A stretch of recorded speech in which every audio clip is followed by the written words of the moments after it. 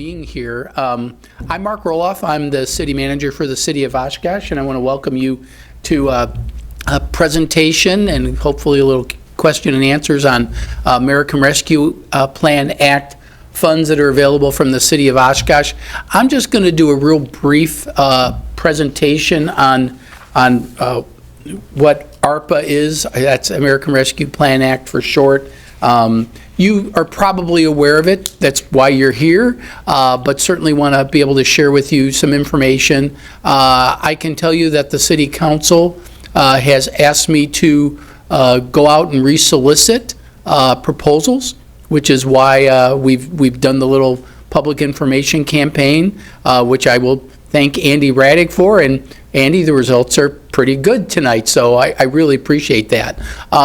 This part of this session is to educate you on it, but also you are nonprofits who benefit our community in ways that the city itself can't. So I want to thank you for the service that you provide our community, and hopefully this can be not just an issue of you applying for funds, because these are one-time funds. This is I view this as an opportunity to develop relationships with you and make you aware of how we can perhaps be partners on connecting you with resources. They aren't necessarily financial resources, but sometimes they can be, but certainly make you aware of things that are out in the community that you may not be aware of, but certainly to the degree that we can help connect you with other people that you may or may not be aware of. And similarly, it's my hope that you can also connect me with people and issues that I may not be aware of. I've been doing this a long time, but I think you can all learn something every day, and hopefully I'll learn a little something tonight myself. So why don't I get started with the presentation. The American Rescue Plan Act was put into action back in 2021 after the COVID pandemic hit us. And the purpose of the ARPA funds is to address those economic impacts that were caused. And the idea is to assist nonprofits in impacted industries, including tourism. These are things that were in the American Rescue Plan Act. I'm sorry, I didn't realize it didn't move along. There we go. But also replace lost revenue, loss to the public sector, which the council has done to a certain degree, provide premium pay for essential workers, and invest in water, sewer, stormwater, and broadband infrastructure. Those are the general uses. But obviously, you're here tonight primarily for 1 and 2, to help us address economic impacts as well as assist nonprofit in impacted industries. So the allocation that the city received was $20.5 million. And the council had made a decision that a quarter of that would be used for local entities for non-infrastructure purposes, and the balance is for infrastructure purposes that city staff has been going through for public projects and everything. And we're in the process of going through those funds. To date, almost $2.8 million has been allocated, but the main reason you're here tonight is that $2,350,000 has yet to be allocated. And there are some rules that have actually evolved since the first time we learned about ARPA. Some are good, some are making things a little more urgent. And I want to make sure I talk about those a little bit, and that's part of the reason that we've done a resolicitation. When this first came out, I worked with council on identifying some short-term and long-term goals. So if you are considering applying for American Rescue Plan Act funds, I would encourage you to keep these in mind, and as you're applying, have these thoughts as you're going through. These are not pass-fail types of things. Your application is not going to be a pass-fail either. Again, I want to engage you to learn more about your organization. If we want to proceed with something like this, ultimately it has to get approved by the 7 council members who were typically seated at this dais. if I'm going to be bringing something forward for the council for consideration, I want to make sure that it's as strong an application as it can be. So part of this is to help coach you through that. So immediate needs was really part of what COVID was all about. But one of the things we learned, and one of the things I think the council predicted, was that there were going to be some delayed impacts from COVID.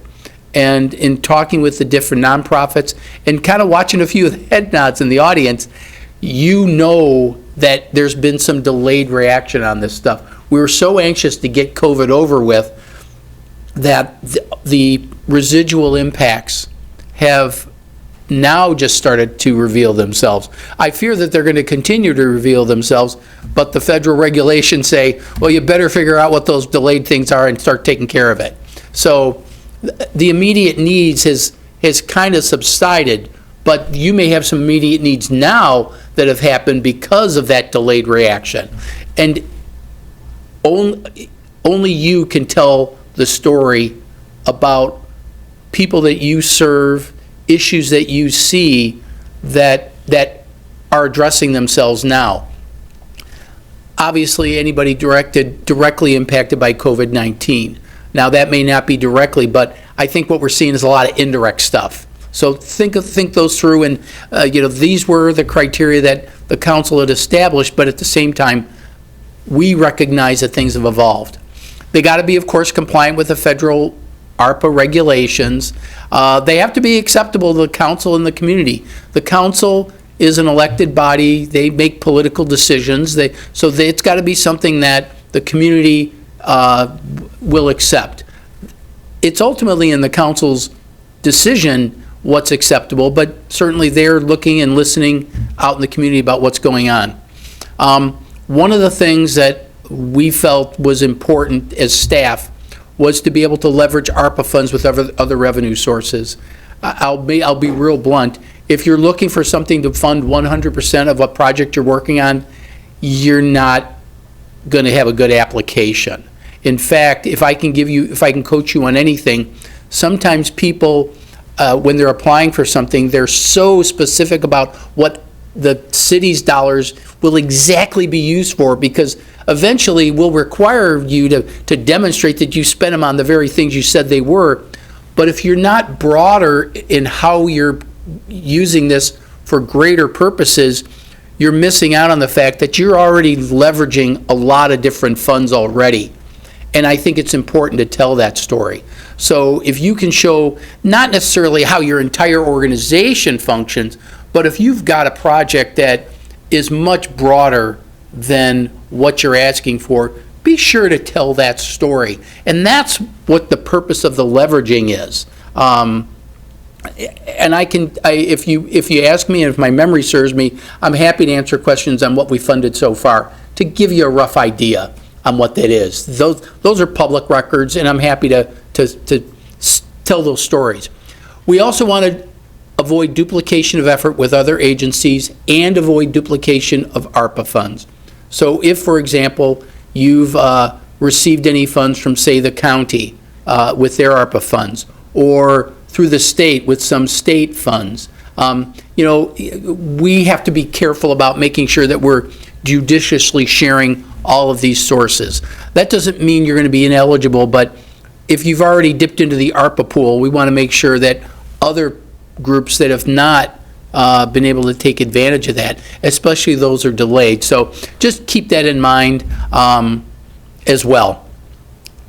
Some of the long-term goals are, aligning with the city's strategic plan goals. You can certainly look that up on the city's website about our strategic plan. Strong neighborhoods, safe and healthy community.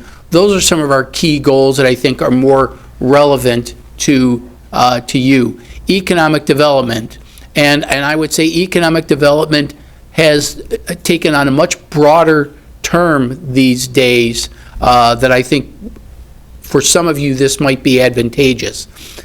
Economic development is more than just opening an industrial park. Economic development now is widely recognized as workforce issues. I oversimplify economic development. I say when when the economy's not in the greatest of shape, we need jobs for people. But when things are a little better and businesses are doing better, we need people for jobs. And I think we're in a people for jobs mode right now. And I don't think I stated anything more than the obvious to you. But people for jobs means improving the ability of people to enter the workforce. That means daycare, that means transportation. Those are very real issues that we're aware of.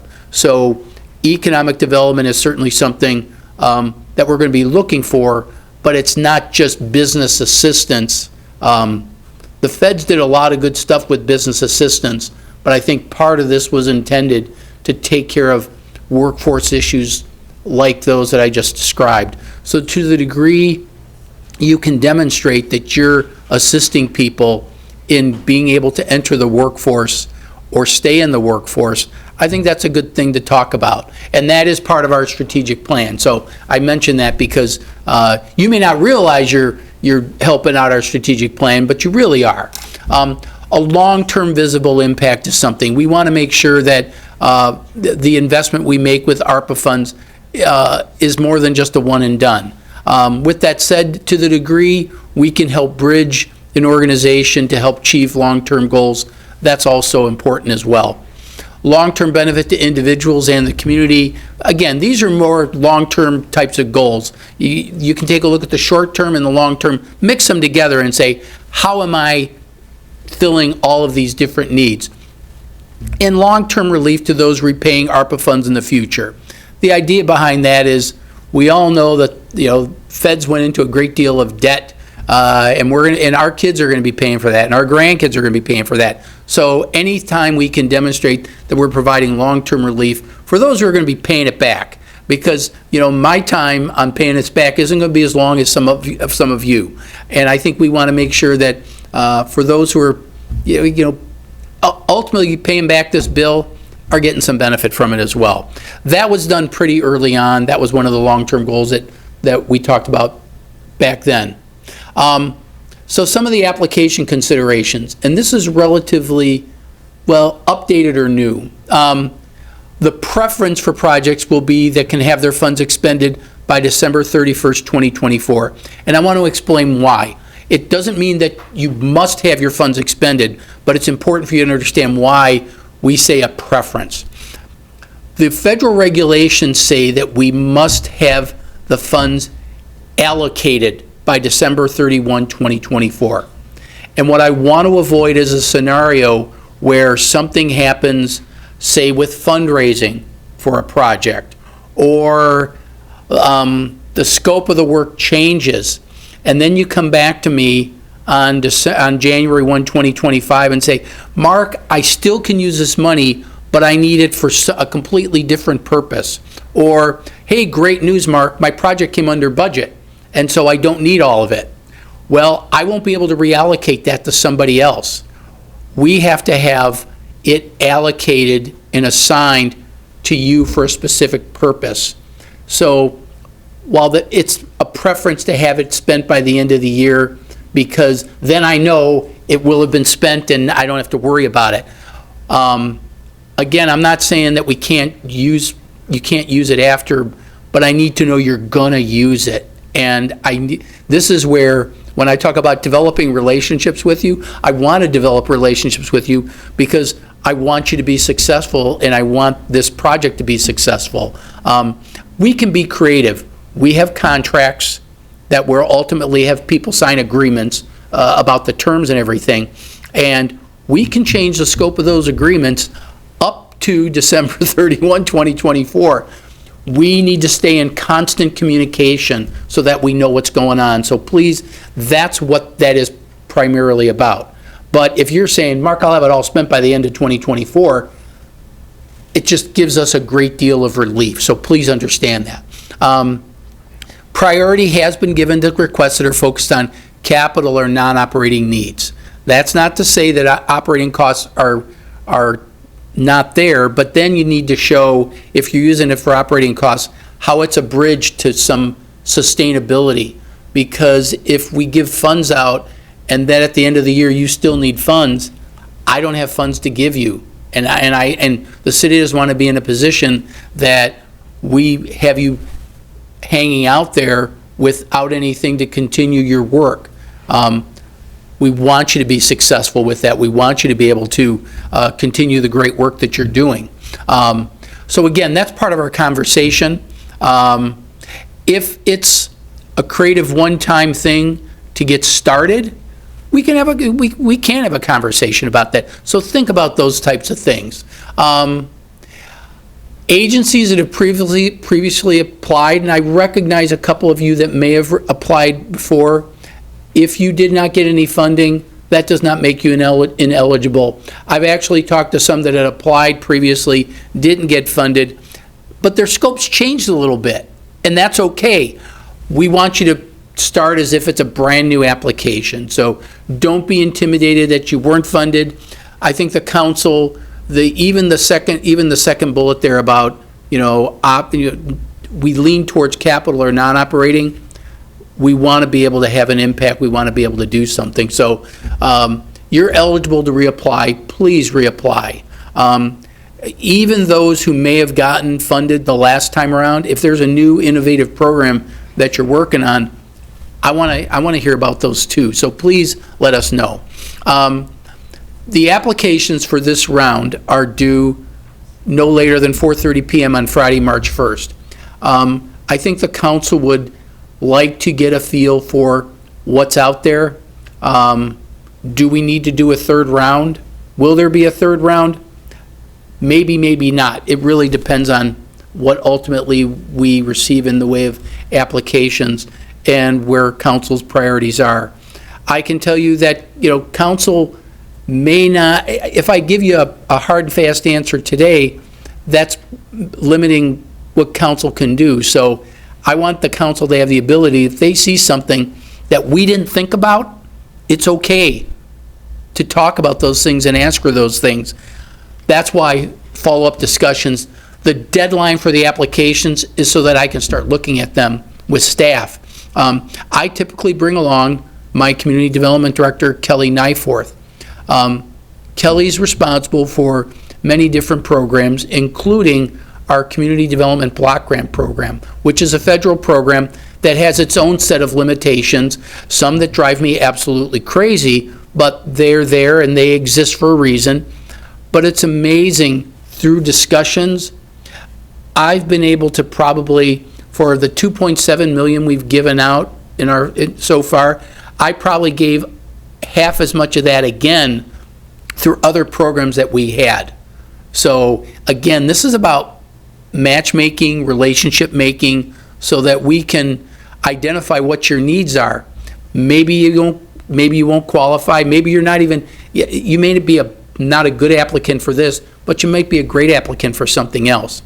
And also, we can get to know you so that as things happen in the future, can we do some other things with you? So please help us understand your story, particularly if we may not even be aware of what you do. So please keep that in mind. So my goal is to have the current council review these and approve this next round no later than the middle of April, because we're having a big turnover in council. All three incumbents are not running, so I'm going to have a whole new set of council members, and I think the council wants to say, if we can get some of this done, if there are funds left, then I'll be going to a brand new council, and they may have a different look on it, but I think the current council wants us to at least get some ideas for what's out there, what needs are out there, sooner rather than later. And again, because of that December 31st allocation deadline, we want to make sure that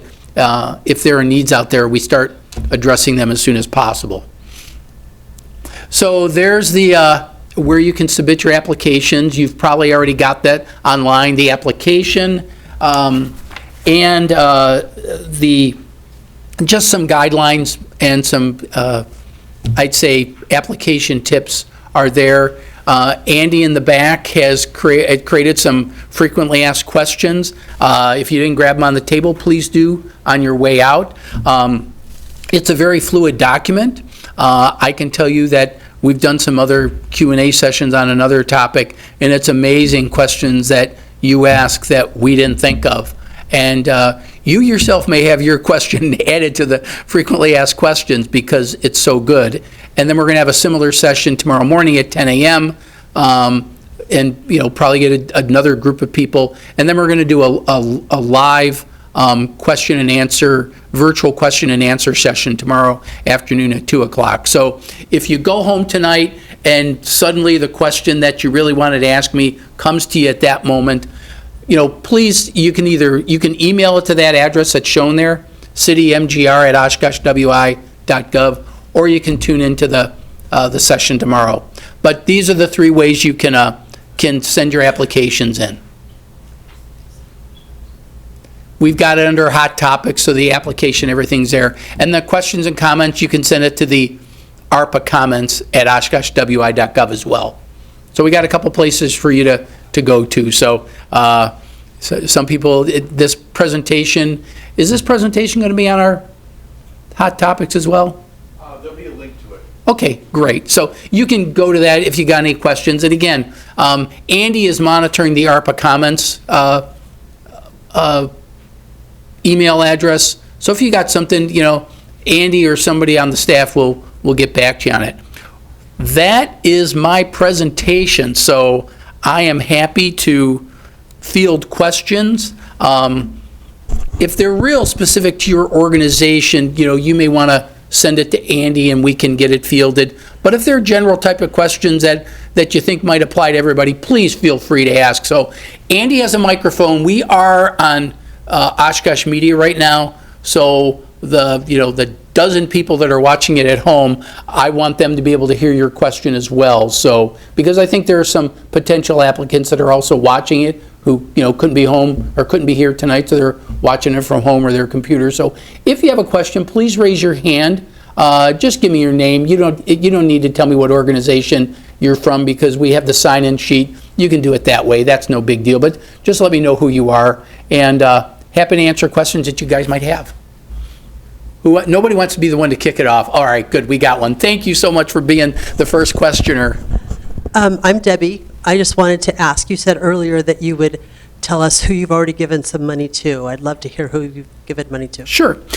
We've given out 5 organizations, and I didn't bring the list, so I'm going from memory. The Boys and Girls Club for their expansion project, we funded.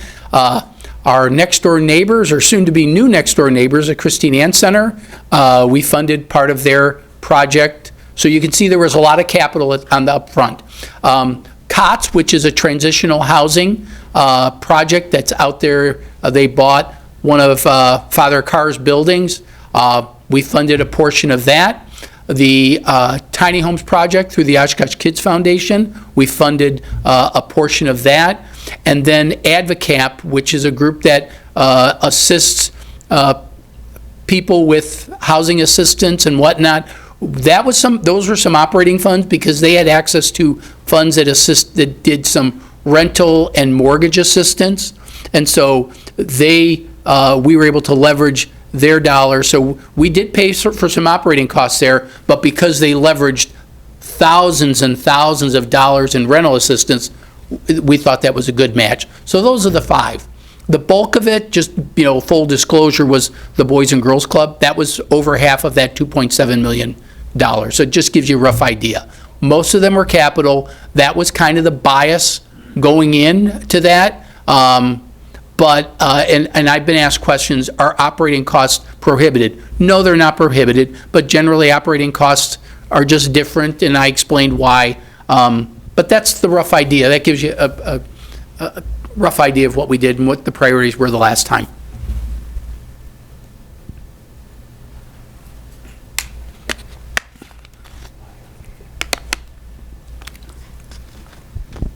Hi, Mark. Ryan Rasmussen. So you already kind of alluded to it, but for me, it has some further questions on what you feel like the difference between a short-term goal of immediate needs are versus operating funds, because those could be the same thing. So how are we going to qualify those two things? Well, I think it's about how you tell the story. So like I said, we put immediate needs, and when we first did it, when we were a year into COVID, it was more about who's being immediately impacted by COVID. Now it's there may be some immediate needs that you're seeing in your organization that have kind of been a delayed reaction. So that's, I think that's an issue. Operating funds, to the degree that you're trying to tell a story that we have some immediate needs that need to get addressed now, and we need money to get us through this dark period, I think you can tell that story better than I can. So I don't want to limit you. Don't be limited by my answer, because you tell your story better than I ever will. And you telling the story to me helps me then maybe ask a question. And then ultimately, when we go to council with it, it's telling your whole story. So that's why operating funds, I think the council has indicated to me they're a little more willing to entertain operating costs, recognizing that there are some bridges that we need to do to get people in need through a tough period to be able to move on. So that's why I'm dancing around that, but not rejecting it at the same time. I hope that helps. Sure. Okay, thank you. We got everybody over on this side, so we'll do this side, and then we'll go to the other side. My name's Madison. Hi. We are very small, and we will not be asking for anywhere near the amount that I'm sure you have granted to the 5 previous organizations. Should I apply here, or should I look elsewhere? Are you looking for the big bang for the buck? We are not looking for the big bang for the buck, and I think particularly now. So administratively, just to be honest, you'll be harder, because it's like the effort per dollar will be more. But I don't think the council cares, and if the council doesn't care, I don't care. So don't let the smallest grant we gave was $130,000 in the first round. Do not let that prevent you. Now, to spend $2.3 million at $10,000 a pop, that's 235. I will go crazy. So I can't do 235 of them, but if you've got a need that is clearly in our community, I need you to tell me the story. Plus, I don't want you to walk away without telling me your story, because we have other programs available, and I'd hate you to walk away saying, oh, I didn't get ARPA money, so I just want to leave. No, please don't do that, because our Community Development Block Grant Program is specifically designed for low and moderate income people. We use it for blight removal and redevelopment, but a lot of our programs are considered public services or programs that directly benefit low and moderate income people. We want to know about your story, and perhaps we can connect you with other resources as well. So now I'm curious what organization you belong to, but I said you didn't have to tell me tonight, but please, and for everybody who has a similar type of question, please don't be intimidated that we're only here to get big ticket items. That was something at the beginning. I don't think that's the case anymore.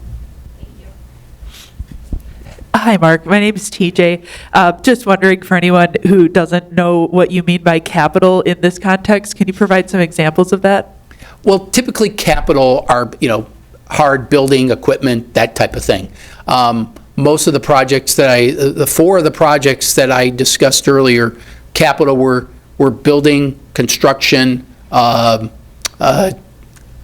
associated with it. For example, the tiny homes project, we didn't fund any of the buildings themselves, but we assisted with some of the site costs that were associated with getting the grading done to make the site development ready, and we felt that was a good base thing that would stay with the land, so that was one.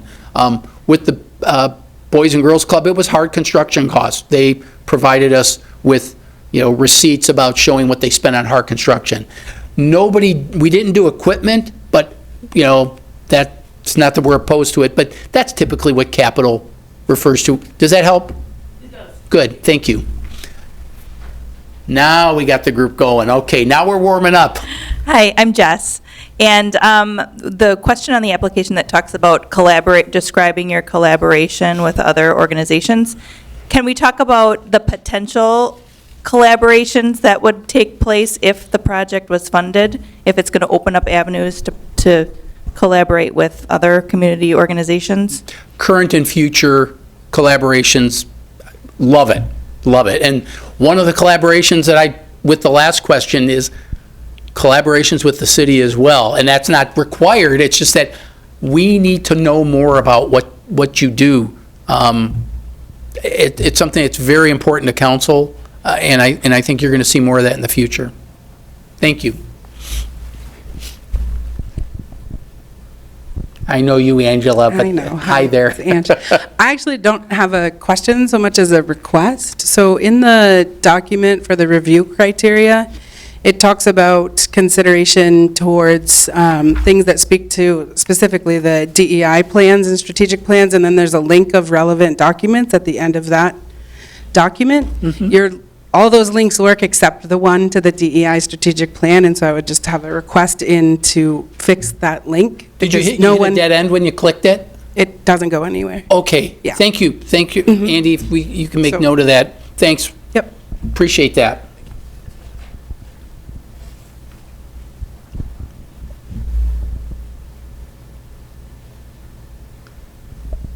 I'm Joel. How about the possibility of service vehicles? Does that fit in?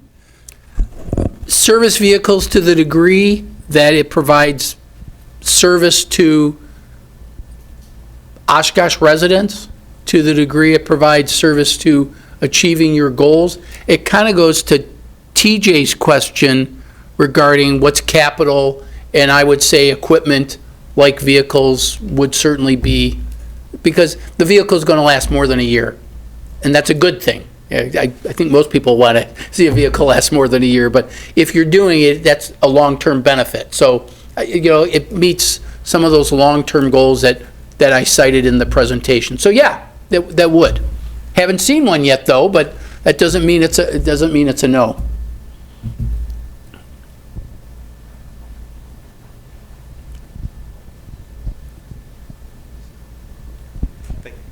Hi, I'm Nathaniel.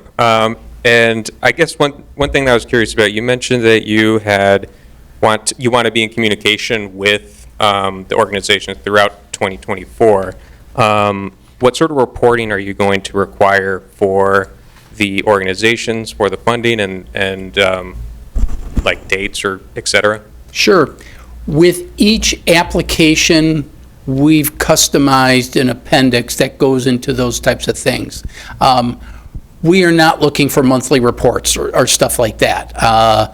If you're doing something over a period of a couple months, you'll probably be virtually done with meeting your requirements before you even have to report it, and that's okay too. So through discussions, we'll decide what the best approach is. Most of the ones I've done so far are capital, so that's why also I involve my community development director, because her programs are more, there are some programs that we fund, operating programs, so to the degree I have that, I'll probably rely on her for what we do with our community development block grant program. So I'm dodging your question just a little bit, but it's not going to be, we're not required under ARPA to do anything but a quarterly review, not of individual grants, but just of the whole program. So we'll do, if we've closed your grant in that quarter, certainly we'll report on that, but we're not going to say, oh, you must give us a quarterly report so we can report to the feds. We're not being burdened with that right now, and knock on wood, we don't get that. So we'll work with you on it. Now we got a repeater. Sorry, so that's repeater, okay sorry, too. here we go. Nobody else was raising their hand. We can do seconds, everybody, it's I'm on. okay. I like it. Can you talk about the process after the application date is in, what the process will be moving forward after that?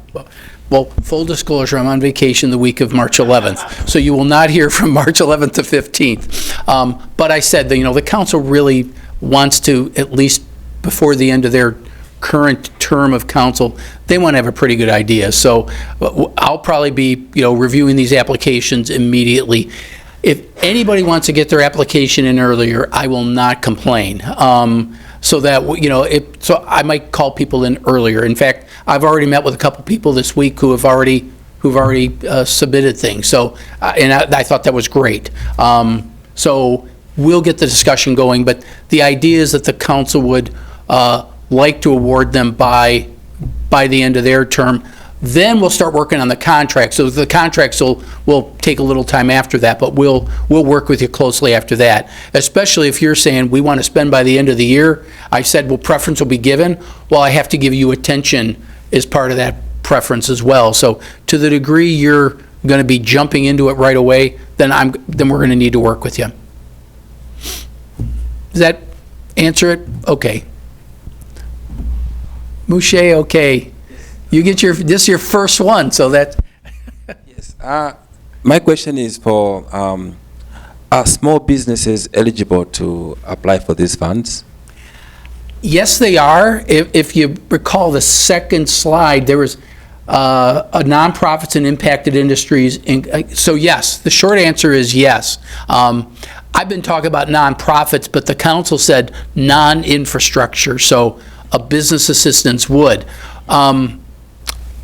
We must have done 6 because I forgot to mention the food co-op.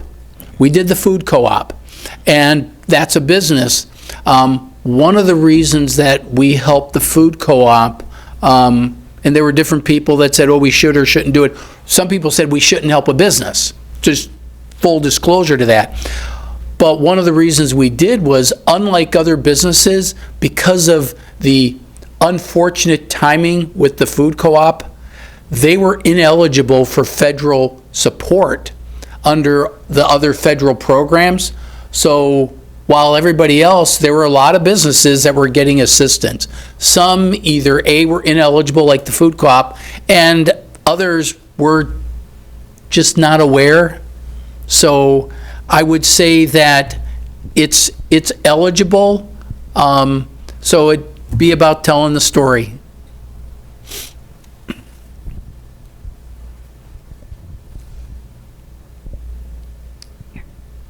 Hi, I'm Kelly. Hi, Kelly. I have a question about the fiscal controls. Our organization isn't quite of the size where we could afford an independent audit. Are you looking for like a separate cost center in our accounting, or what does that look like? Did we say something about audit in here? It just says under point 3, under the proposal details, describe the agency's auditing and fiscal controls. So it's just describing our ways to minimize fraud or mismanagement, and then how would we segregate the ARPA funds. So that's why I'm asking, like, if a cost center is what you're looking Yeah, for. if, as long as you can document that the funds are being used for their intended purpose, we're going to work with, we've got some organizations, large and small, so I'm not going to tell stories out of school, but we've worked with people, especially with our community development block grant program. That's a pretty regular thing. We'll work with you on it. Okay, thank you. If you got a good program, you don't have to have a full, CPA firm doing an audit for you. Okay, thank you.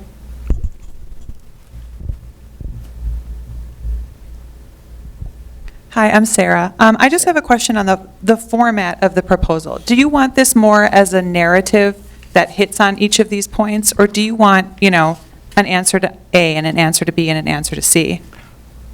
I'm okay with the narrative. One of the other questions I was asked was, well, it says 700 words, but you can attach appendices. If you've got an annual report, for example, that you've provided to potential donors or your board or something like that, don't reinvent the wheel for me. But if you can summarize it in some of these things, so it's like, please refer to this or please refer to that, that's okay.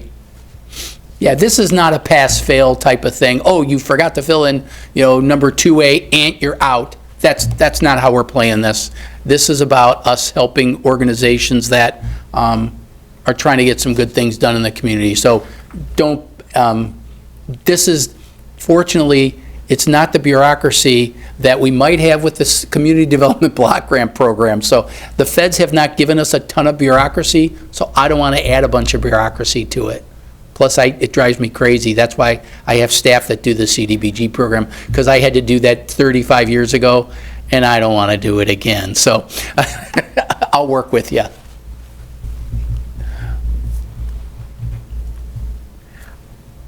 If there's no audience type of questions, we can close down, but I'm happy to stick around if you got a one-on-one question or something like that. Andy can probably field the general type of questions. So Andy can help you with the general. If there's anything specific to your organization that you just want to talk to me on a one-on-one basis, I'm happy to do that. You can also, we got a couple more. I talk long enough that I got a couple more questions. But Jake, if we can maybe put up the email addresses again, I just want to be able to have that on the screen for everybody. But you can, oh, come on. My email address, the citymgr@oshkoshwi.gov, or the ARPA comments. Again, if you get it to one of those two addresses, one of the two of us or my assistant Cammie, one of the three of us will be looking at this. So feel free to let us know if you got anything that comes up after the fact. Kathy, you got the mic, so go ahead. This is Kathy. You said requests would not be fully funded. Do you have some kind of percentage in mind?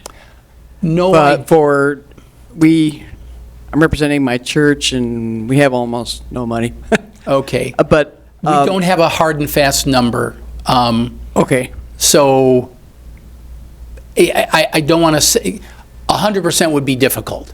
I just have to be honest with you. I would think at a minimum, and again, is this written in the rule? It's written nowhere. It's really about telling your story. So in the case of if it's a church or something, I'm sure it's just to help supplement some things that you've been already doing for years and you want to just do more of it. So yeah, I would say you probably need to at least have a 1-to-1 match, so 50%. That would be, Okay. And I'm just giving you, because we've purposely not developed these hard criteria, because then I don't want to have to say no. If it's a great project that's going to have impacts that we didn't think about, I want to hear your story. Okay. And there was somebody else in the back that wanted to go. Sarah, was it you? So we serve residents of Winnebago County, and the bulk of them would be in Oshkosh. Will there be a need to demonstrate that the funds specifically went to Oshkosh residents? If some of the funds were to go to someone else in Winnebago County, how would we handle that? We want to make sure that we're serving Oshkosh residents because this allocation was given to the city of Oshkosh. But for example, I'll just use one case in point because it's a grant we already awarded, Christine Ann Center. They demonstrated how a majority of their guests, clients were in Oshkosh. But it was over 50%, but it was not 75%. So it's not a hard and fast requirement.